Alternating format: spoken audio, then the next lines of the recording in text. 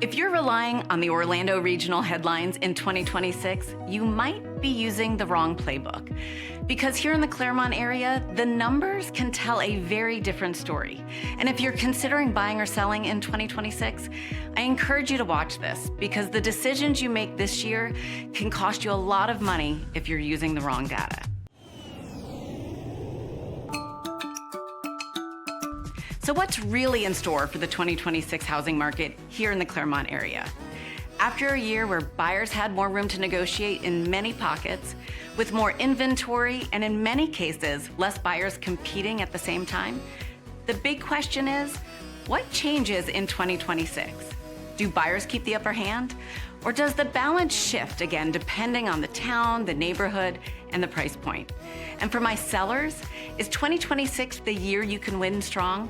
Or the year where pricing strategy, condition, and even insurability become non-negotiable? That's exactly what we're diving into today. I'm gonna break down what the data is saying right now and what I believe is most likely ahead in 2026, and who I predict will be the biggest winners and the biggest losers this year. I'm gonna say this up front because it's the foundation of everything. Real estate is hyperlocal, not just town by town, often community by community, and sometimes even street by street. All right, so let's get into it. But before we look at 2026, we first need to take a quick look back at 2025 and see what the Clermont market looked like in 2025. For a good portion of the year, the market leaned buyer-friendly compared to the frenzy years. Buyers had more choices, more negotiation leverage, bidding wars were rare, and sellers had to be more intentional to get top dollar. But in the most recent months, we've seen signs of tightening. Not everywhere and not in every price point, but enough to shift the tone ahead into 2026. And this is where people get tripped up. They see a regional headline and assume it applies to their neighborhood. But this corridor behaves differently than the broader region, and even inside our corridor, the towns don't behave the same. Clermont and Minneola have such a broad mix of neighborhoods and price points that you really can't generalize. One pocket can move faster while another sits. Montverde is a smaller market. With fewer homes available at any time, pricing and momentum can swing quickly based on just a handful of listings. Groveland often feels the impact of new construction more directly, so builder inventory and incentives influence resale pricing faster. So when someone says, is it a buyer market or is it a seller's market? My answer usually is for who, in what price point, in what community, and compared to what competition. And here's a pro-level layer that matters in 2026. Price point behavior is different. Entry-level and mid-range buyers tend to be far more payment sensitive because monthly affordability is tight. Higher-end buyers can be less monthly payment-driven and more lifestyle-driven. So you can absolutely have one segment of the market slowing down while another one remains steady. That's the 2026 market. Now let's talk about a metric you'll hear me reference a lot, months of inventory. This is an industry term we commonly use to describe market balance, and it's one of the fastest ways to understand who has the advantage right now, buyers or sellers. Months of inventory measures how long it'll take to sell all of the homes currently on the market if no new listings came on and homes continued to sell at today's pace. A simple way to interpret it, around 6 months is generally a balanced market. More than 6 months leans buyer-friendly, more options, more negotiating power. Less than 6 months leans seller-friendly, demand outpacing supply. Now here's where this gets really interesting, and this is why you can't rely on regional headlines. In the Orlando region, months of inventory in November 2025 was about 6.9 months, essentially balanced but leaning into the buyer side. But when we zoom into our local corridor, Clermont, Minneola, Groveland, and Montverde, the story is very different. Here are the current months of inventory for each town. Clermont has just over 4 months. Minneola, under 3 months. Groveland, just over 4 months. and Montverde about 8 months. And when you combine these 4 towns, our corridor averages just over 4 months. So let that sink in. If you're going by the Orlando market headline, the market is considered a buyer's market. Well, our corridor overall is actually a seller's market. And within the corridor, you've got towns behaving completely differently. Minneola, under 3 months, is a very different market than Montverde at 8 months. And that's why real estate isn't just local, it's hyperlocal. And that is exactly why I say your neighborhood and your price point determine your outcome, not the Orlando median. Number 1, so who's moving here and why? We're still seeing relocation from multiple directions: the Northeast, the Midwest, the West Coast, and importantly, people already living in Florida. And here's the trend that's surprising, but not surprising. Florida coastal residents are moving inland to what they call the mountains. They mean Clermont, Minneola, and Montverde. Rolling hills, lake lifestyle, trails, and that not the coast peace of mind. They're moving inland for very clear reasons: hurricanes and flooding concerns, insurance cost pressure, stability long term, and lifestyle with the hills, the lakes, the trails, and the outdoor living. And this matters because it keeps demand alive in pockets of our corridor, even when broader headlines make it sound like everything has cooled evenly. And number 2, monthly costs matter more than list price for many financed buyers. This is one of the most important realities of 2026, especially for financed buyers. Most financed buyers aren't shopping by sales price anymore. They're shopping by monthly payment comfort.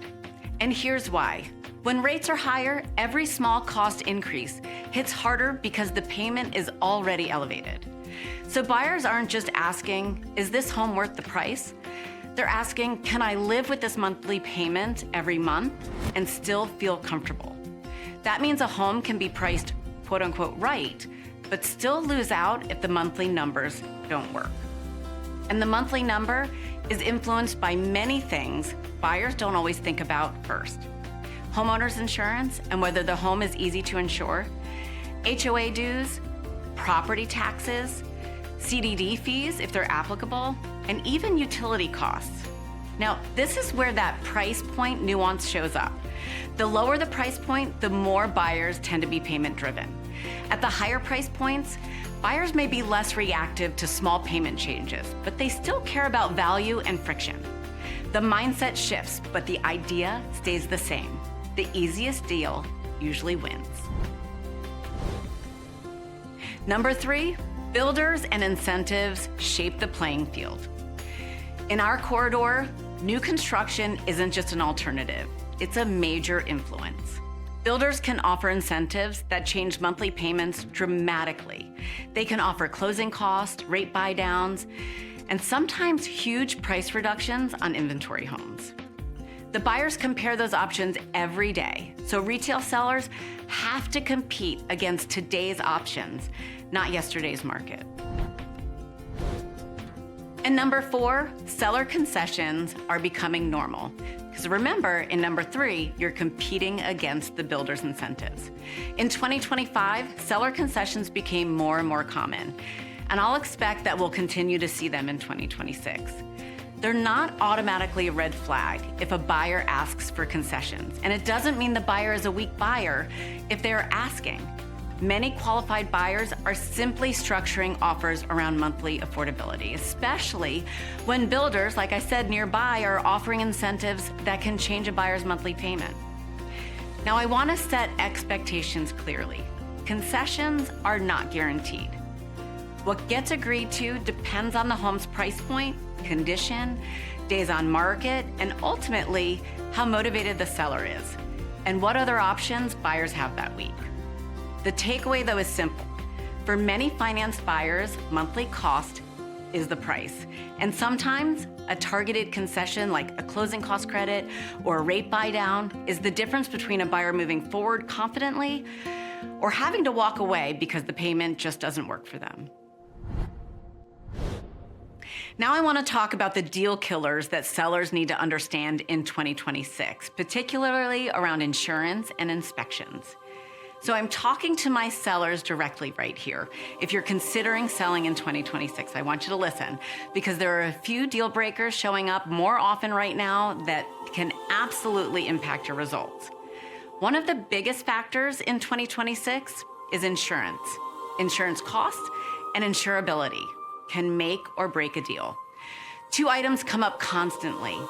So the first one is roof age. If your roof is over about 10 years old, buyers can see premium shock, meaning extraordinarily high premiums, underwriting restrictions, or tougher terms. And they compare that to other homes that feel easier and more affordable to insure. The second one is the hot water heater age. If your hot water heater is 12 years or older, we're seeing situations where insurance carriers often require them to be replaced or they won't insure it. So these items can trigger renegotiations, delays, or even canceled deals. But the good news is we've had sellers replace an older roof to remove friction and make the home more attractive. And we work with local roofing companies that will replace and allow you to pay at closing, which can be a smart solution when you don't have to pay everything up front. And one more point, inspection leverage is stronger again.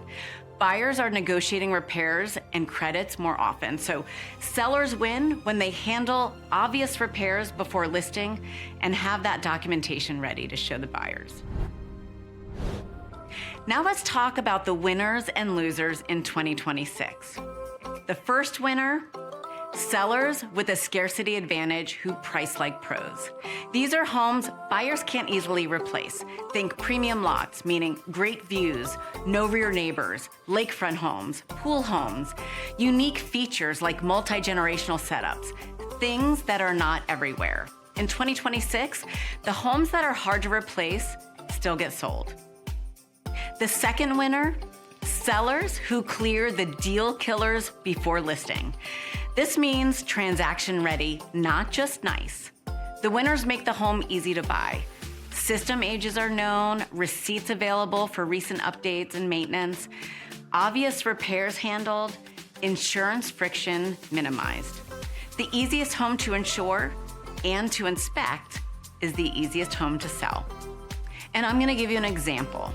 On the seller side, we had a listing that would have struggled if it launched as is. The home showed well, but it had two risk points that the buyers are laser focused on right now. Insurance friction, as I like to call it, and inspection leverage. So we sat down with the sellers and told them the truth. Buyers aren't just asking, do I love this house? They're also asking, is this deal going to be smooth or a headache? And you can feel it in the showing feedback. The same buyer will walk through two homes. One feels very easy, and one feels a little risky, even if the risk is just uncertainty. So instead of leaving questions unanswered, we advised the sellers to get ahead of it, and they did.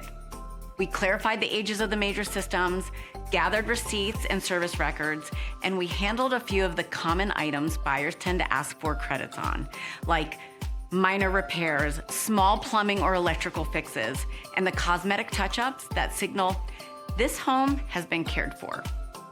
Here's the part most sellers don't realize. By taking care of a few obvious issues before listing, we didn't just make the home look better, we removed a lot of the buyer's leverage later. Because when a buyer can't point to obvious repair items, the inspection negotiation usually becomes smaller and cleaner.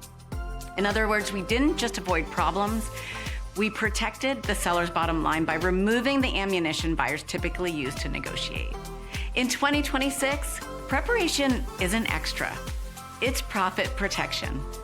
Winner number 3, buyers who understand builder competition and use it. These buyers don't just guess. They know which communities have the strongest incentives and how to best structure the deal.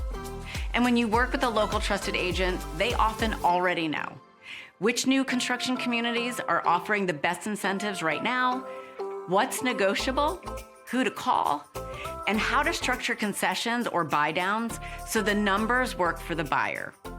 Builders don't just sell homes, they set the terms of the whole entire neighborhood. Winner number 4, Sellers who market like it's 2026. Online marketing is everything. Buyers decide which homes they want to see online first. And the winners are sellers whose homes have scroll-stopping visuals, bright and easy presentation, flexible showing access, and a super strong launch. And if it doesn't win online, you won't even get buyers to step through your door for in-person showings. So it's super important to have the best online marketing. Winner number 5, buyers who focus on total monthly cost, not just purchase price. These are the buyers who win consistently in 2026. They don't fall in love with the list price. They run the numbers early and they build their search around their true monthly comfort zone. Because your total monthly cost isn't just principal and interest, it's the full package. You have to consider homeowners insurance and whether premiums will be reasonable, HOA fees, property taxes, CDD if the community has one, plus escrow and any lender required reserves. And this is especially important for new construction buyers. A common mistake is seeing an initial tax estimate based on the raw land value and thinking the payment is going to stay there. Once the home is assessed at the full value, taxes can rise significantly and your payment's going to adjust. So the winning buyers make sure that the tax estimates are based on the finished home value, not the land value. The HOA and any CDDs are fully accounted for. Insurance is estimated realistically, especially based on roof and system age if they're buying resale. And they understand what their escrow payment could look like after the first year. That's how buyers avoid payment shock, and that's how they stay in control in negotiations. In 2026, the monthly payment is the price, and the winners are the ones who do the math early. And one more layer to this. They're fully approved with a strong local lender, not a national bank with a call center. Local lenders win deals because they answer their phone. They push the file forward and they do everything possible to close on time. And if you need one, I can recommend a fantastic local lender. Now let's talk about the losers in 2026. And a lot of the losers are simply the opposite of the winners. But it helps to name them because they are the exact patterns that will cost you time and money. So the first loser are sellers competing with builders, but pretending they aren't. If builders nearby are offering incentives that reduce monthly payments, buyers will compare and they will choose what feels easier. The second loser, sellers pricing off of old data, not today's competition. They're sellers that will list high, sit on the market, they'll have to reduce, it sits on the market even more, and the listing goes stale. In 2026, days on market matters more than ever. The third loser, buyers who shop only the sales price. They fall in love with the list price and then get hit with the full monthly cost of insurance, HOA fees, taxes, CDD, and suddenly the home doesn't work. That's when buyers lose leverage. And the fourth and final loser, homes that land in the wrong condition tier for their price point. In 2026, condition tiers are widening, meaning buyers aren't paying A condition pricing for B and C condition reality. Sellers need to price their homes according to their condition.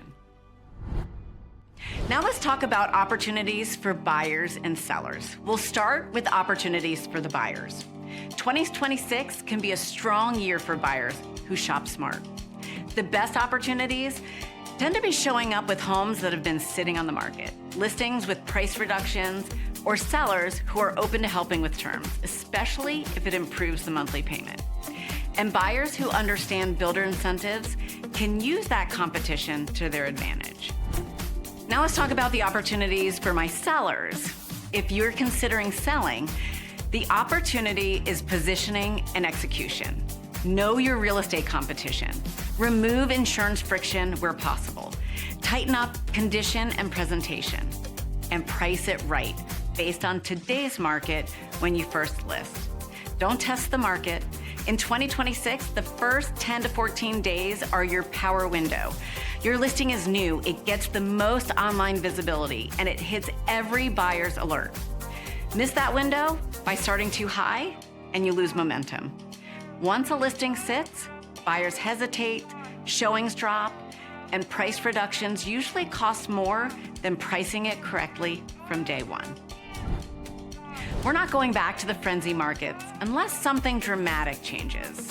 But we're also not in a frozen market. 2026 is a strategy market, and strategy looks different depending on the town, the community, the price point, and the condition tier. And what I want to underline one last time, what I said at the beginning, don't make 2026 decisions based on Orlando headlines. Regional stats are useful for context, but your outcome is decided by your specific pocket, your competition, and what buyers are responding to right now. So those are my 2026 predictions for the Clermont areas as we head into the next year. And the real estate market is always evolving. So while some people stand to gain from these changes, others may face challenges. Understanding these market dynamics is crucial in making informed decisions. And if you're buying or selling in 2026, don't guess. Tell me the community you're in or the one you're targeting, and I'll help you understand what the specific pocket is doing right now and what you should be watching for. And if you want more Clermont, Minneola, Groveland, and Montverde market updates like this, be sure to like and subscribe so you don't miss the next update. If you're looking to move to the Clermont, Minneola area, or you're looking to sell your home anywhere in the Central Florida area, we would love to help you. The next step is simple. Call me on my cell at 407-820-7017, and we can start the conversation. And from our team, and from my family, and my husband Ted behind the camera, we wish you and your family a very happy, healthy, prosperous, and blessed 2026. If I don't see you here in the Clermont area, I look forward to seeing you around the neighborhood.